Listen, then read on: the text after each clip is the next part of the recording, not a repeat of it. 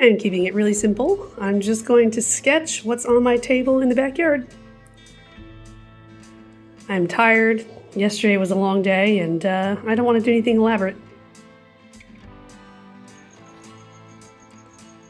Alright, well that was fun.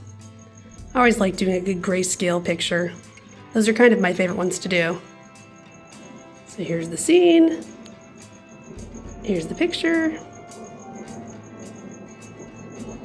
Today I am at Usery Mountain Regional Park, and I have found like the shortest ocotillo ever. It's kind of funny. Like I've literally just never seen one like this. It's like the height is like my height, and it's under a Palo Verde tree. I don't know what the deal is. It's like a dwarf maybe? I don't know. So it's cool though because I can see the blooms right up close like this, and that doesn't usually happen. I'm going to be finishing this one today. So I'm going to draw this one right now. Okay, this cholla is kind of cool. I like this perspective I have right here and how it's just like the only thing lit up. It's kind of neato. Dead sorrow is cool. So I will be drawing that for my last little circle. The sun is going down. It is time for dinner. So this is everything I've sketched so far. And I'll finish it at home.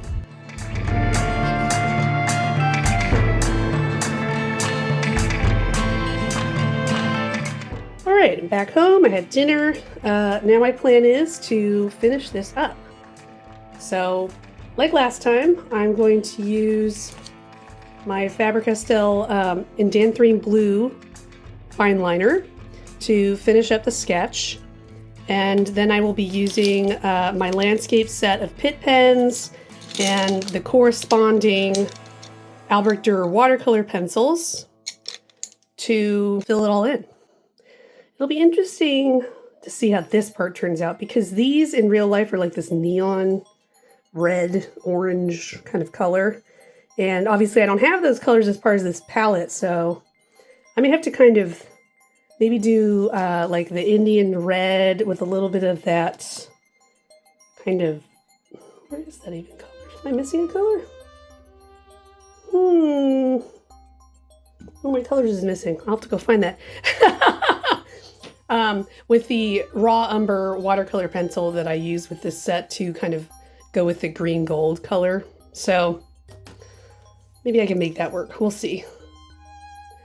So I'm gonna get started.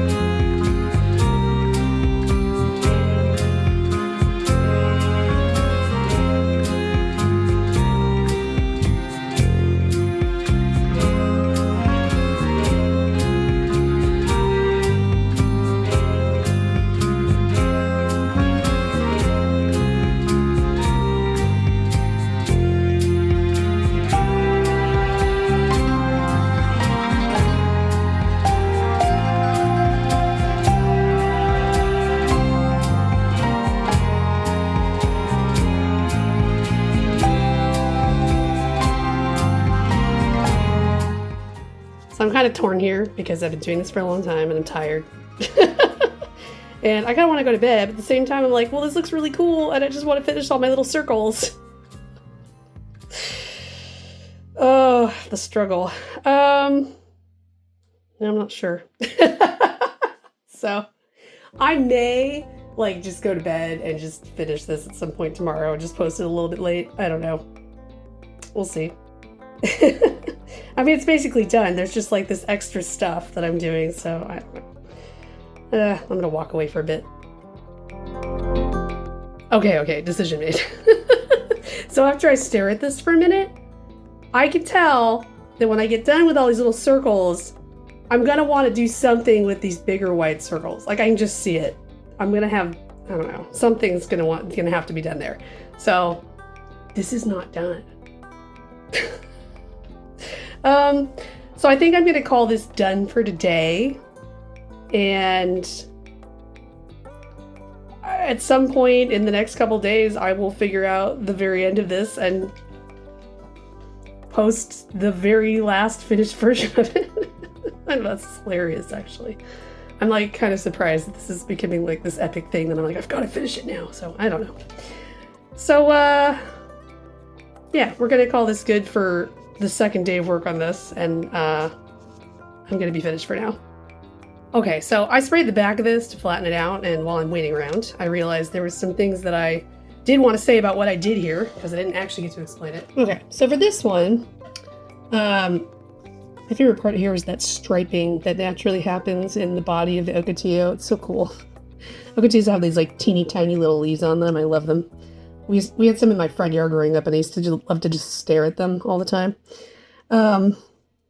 Yeah, I liked how I had some good shadowing on here and whatnot. I think it worked pretty well to use the India red here. Okay. This one was that choya that I was only focusing on the one part of it that was sticking up right in front of me. This entire thing, the whole emphasis is on texture. And so I decided to really just kind of play up like the feel and texture of this and not be too concerned about you actually being able to tell what you were looking at. Because even the photo I did, it really only focused just on the choya, and everything else was kind of like blurry. And everything else was in the dark, and this was the only part that was in the light. So I was trying to kind of like get the essence of that down in a kind of like impressionistic kind of way. Like this is a part of the choya that's down like lower to the ground, like it's probably like a foot below this part. So yeah, I was just kind of getting kind of artsy with that, I guess. And then this one was probably my favorite here. So this was that dead saguaro, or the dying saguaro rather. And this one had like good texture to work with. I always really like doing all the lines in the saguaro, and since they're like ribbed and they're protruding out toward you, it's always really interesting trying to kind of get the shading right, where some of these are facing toward the sun, some of them are facing in the shadow. And there's different shades of color on here, like some of this orange that's coming from the sun shining on this side, and then some of it is also just like discoloration from the saguaro. Yeah, it's fun. That was a fun one to do. Like it took a while, but it's fun to get all those little textural details in. So this will be really cool when it's all finished, whenever that is. Okay, today is my last day of Desert Plein Air Month, and I'm totally strapped for time. So, funny enough, I have an eye appointment later, and they're going to dilate my eyes, and I won't be able to like see anything up close that doesn't look like just a weird blurry blob for like the rest of the evening. So I had to do it right now, and I decided, all right, I'm going to do some urban sketching. So this little business just opened up kind of nearby, so I liked the balloon up there. So I'm going to draw that. I'm going to use this brown set, make it kind of monochromatic, so this will be fun. So this is what I have so far. I am running out of time, so I need to go. And I also realized I forgot to bring like my darkest color that I was going to use for shadows, so I need to fix that anyway when I get home. So I'll finish it later. All right, well, I went to the eye doctor and they didn't dilate my eyes, so now I can work on this. So I'm using this brown tone set of Pitt pens, And I'm gonna go in and probably color most of it in with that.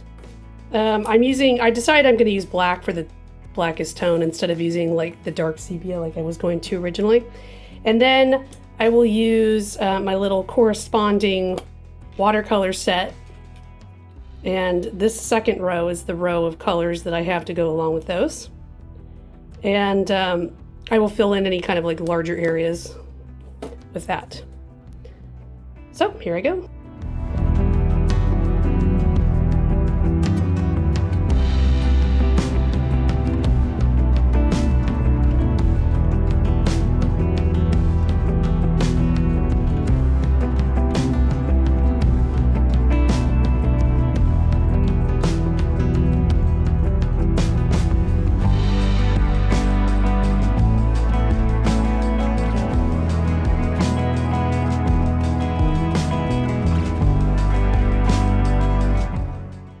Well, apparently my phone ran really low on battery and just stopped filming, like right before I did the watercolor.